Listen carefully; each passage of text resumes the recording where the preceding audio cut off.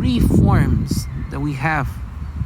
Well, maybe two. I'll start with two forms of communicating. This is from my own personal observation.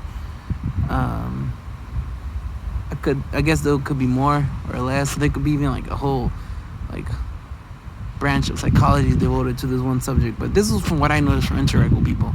There's two forms of what's that? What is it called? Debating. I like debating, but some people call it arguing or expressing difference of opinions. Or something. There's something. We could pick an issue, any issue, infinite number of ones. You pick it and you pick a side, right? And there's two sides, the left and the right, and they come at each other. And I always notice there's two types of arguments, or at least two, maybe three. But the ones that I'm going to talk about, I'll give you an example.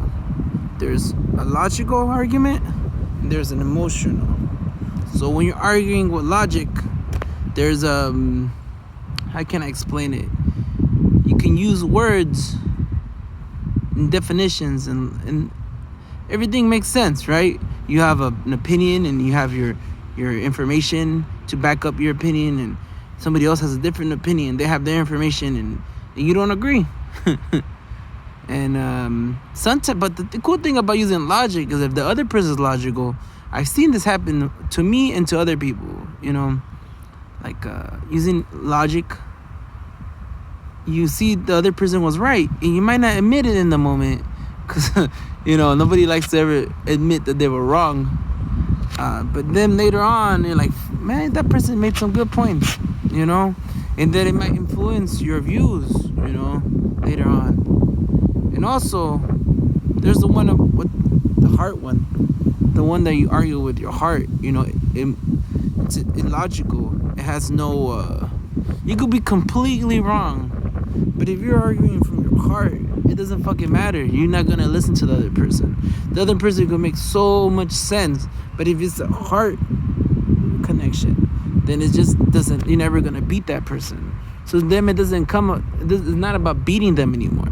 Because when you do logic arguments, using logic, you could. It's kind of like a basketball game, right? 1-on-1, two opponents going at it. Kind of like a boxing match, a chess game. It's wit against wit. It's fun. I personally like it. And I personally like people who don't agree with me, because I feel like when you preach to the choir and everybody's saying yes to you, you're never going to have that necessary friction, and there's always there's an art to it, don't be like, you fucking piece of shit asshole, that kind of shit, vulgarity, have respect for your opponents. But then when you're arguing with the heart, then it doesn't matter what I say. I'm never gonna beat you. So maybe it's not about beating the person anymore. Maybe it's about listening to them and seeing where they're coming from. And it's no longer about logic. It's an emotional thing. So once it has become emotional, there's a couple steps you can take. You could stop and listen to them, which it just depends on what kind of emotion the person's in. What the relationship that person is they have to you. Like I could give you an example, and maybe I can't give that much details, but there's certain people that I love a lot that their logic makes no sense. It's a heart. They're arguing from the heart. So it doesn't matter who I am. I could be a doctor or something in a field that I have much knowledge in. But if the doctor is arguing against his mom, he's gonna lose. Because the mom, at the end of the day, gave birth to him and held him in his hands, and he's always gonna be her little boy. Doesn't matter how much titles or what the doctor has done. The mom is always gonna know more. Because it comes from here, right?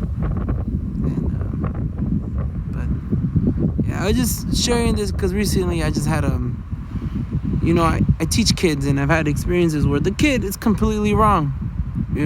The kid was being an asshole to another kid, and they were like 5 or 6, somewhere around there.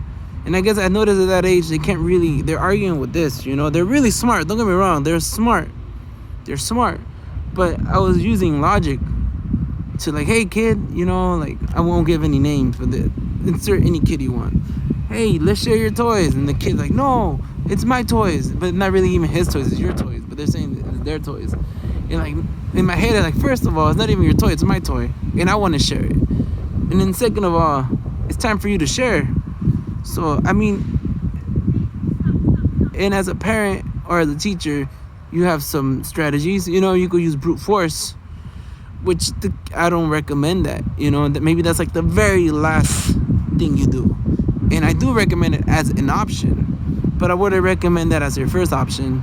You know, because I'm pretty sure you could be just as effective with your words. You know, or maybe the next step could be like talking to the child. You know, hey, you're gonna play for a couple minutes. You know, 5 minutes, and after playing 5 minutes, you're gonna share that toy. And most of the time that works, right? But if it doesn't work, man, well, and that definitely happens a lot, you know. And well, man, opening a whole can of worms right here. But well, I have to think about it, because when it doesn't work, it's an art to it, and it's something where you could go wrong if you do nothing. The parent who loves his child unconditionally will not be able to discipline the child in the necessary way.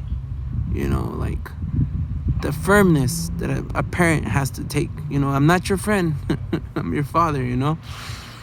And it's hard because sometimes coming from a place of love, it's hard. It's an art. You have to seek guidance. Especially for me, I'm actually inclined towards the kind direction, you know.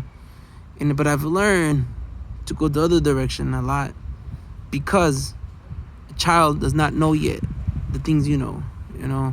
And that's if you come from a good heart too, a good teacher, you know, a really good teacher who wants to teach the child, you know, or a good parent or role model or anything like that, you know. But the child doesn't have the experience or the cognitive level to be able to talk to you. So take it for what it is, you know. So definitely not doing nothing will not be a good choice, you know. You have to choose something, you know. Even doing nothing is a choice too. So, but if you're too strict, if you start beating the shit out of the child, that's a horrible mistake. You know, you don't want to rely on that, because like I said, it should be a tool that you use, but it shouldn't be the main tool. You know, like it's like a hammer, right? You have to learn how to use a hammer. It's an art to it. You know how to hit. I'm not a construction guy myself, but I choose a hammer because it's a tool that somebody who works like as a mechanic or somebody who works in construction will use, a hammer, right? But certain situations require different tools. Like maybe you need a saw, or maybe you need a different type of tool. You know, maybe you need a torch, right, to like bend metal and manipulate it to your will, but to whatever you want to design.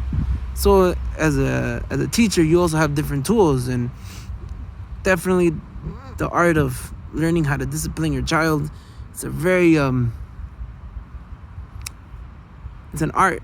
It's a big art, you know. You could listen to many different schools of thoughts, and whatever you gravitate naturally too. Like I remember when I first started subbing, the first couple of days I was very mean, you know, because I've seen how what kids do to nice people, you know, and it's not a thing. Kids are bullies, you know, because they're still learning how to like expressing themselves. You know, they have no filters.